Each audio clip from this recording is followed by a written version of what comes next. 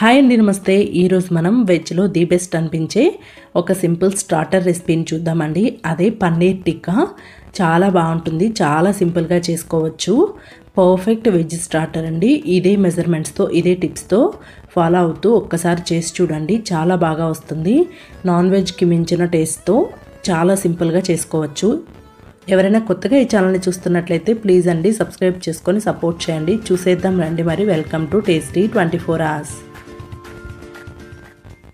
దీనికోసం ముందుగా ఒక 200 గ్రాముల పెరుగుని తీసుకోవాలి. దానిలోకి కొద్దిగా పసుపు, 1 టేబుల్ స్పూన్ కారం, 1 teaspoon garam masala, 1 teaspoon ధనియాల పౌడర్, 1 టీ స్పూన్ జీలకర్ర పౌడర్, టేస్ట్కి సరిపడా సాల్ట్ని యాడ్ చేసుకోవాలి. 1 teaspoon ginger garlic paste, అల్లం వెల్లుల్లి పేస్ట్, ఒక 2 టేబుల్ స్పూన్ల శనగపిండి, 2 టేబుల్ స్పూన్ల కార్న్ఫ్లోర్ని యాడ్ చేసుకోవాలి. వీటన్నిటిని మొత్తం అన్ని బాగా కలిసేలాగా కలుపుకోవాలి. ఈ కన్సిస్టెన్సీ రావాలండి. కొంచెం గట్టిగా ఉంది అనుకుంటే ఇంకొద్దిగా పెరుగుని యాడ్ చేసుకుంటూ ఈ కన్సిస్టెన్సీ వచ్చే వరకు కలుపుకోండి.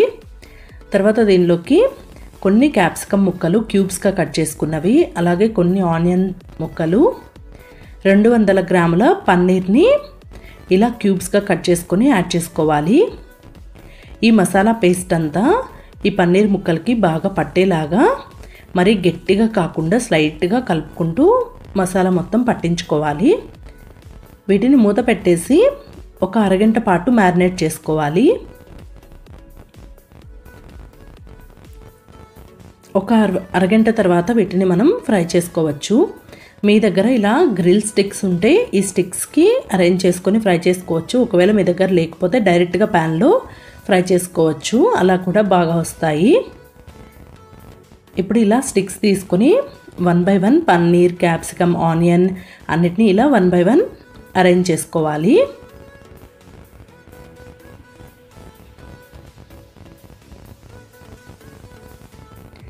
ఇలాగే అన్ని పీసెస్ని మీకు ఎన్ని స్టిక్స్ అయితే అన్నీ అరేంజ్ చేసుకొని పెట్టుకోవాలి.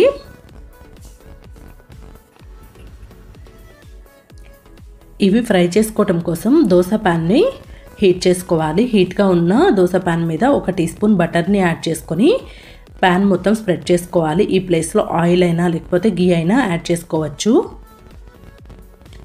మనం ముందుగా అరేంజ్ చేసుకున్న స్టిక్స్ అన్నిటిని ఈవెన్గా పెట్టుకోవాలి. స్టిక్స్ లేకపోతే ఇలాగే దోశ పాన్ మీద డైరెక్ట్గా పెట్టుకొని ఫ్రై చేసుకోవచ్చు. పైనుంచి కొద్దిగా ఆయిల్ని అప్లై చేసుకోవాలి. వీటిని ఇలా 4 సైడ్స్కి టర్న్ చేసుకుంటూ మీడియం ఫ్లేమ్లో 4 సైడ్స్ ఈవెన్గా ఫ్రై అయ్యేలాగా ఇలా మంచి గోల్డెన్ కలర్ వచ్చే వరకు ఫ్రై చేసుకుంటే సరిపోతుందండి. అంతే, మన పన్నీర్ టిక్కా అయితే రెడీగా ఉంది. చాలా టేస్టీగా ఉంటుంది. మీకు నచ్చితే లాస్ట్లో దీనిపైన కొంచెం చాట్ మసాలాను కూడా స్ప్రింకిల్ చేసుకోవచ్చు. చాలా బాగుంటుందండి. సైడ్ డిష్గా తప్పకుండా ట్రై చేసి చూడండి.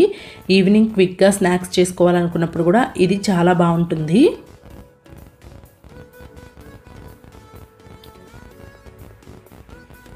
ఈసారి న్యూ ఇయర్ కోసం మీరు కూడా ఇలా పన్నీర్ టిక్కా స్టార్టర్ని చేసి చూడండి. మీకు ఎలా కుదిరిందో కామెంట్ సెక్షన్లో షేర్ చేసుకోండి. క్విక్గా అయిపోతుంది, అంతే బాగుంటుంది. వీడియో నచ్చితే లైక్ చేయండి, షేర్ చేయండి. ప్లీజ్ అండి సబ్స్క్రైబ్ చేసుకొని సపోర్ట్ చేయండి.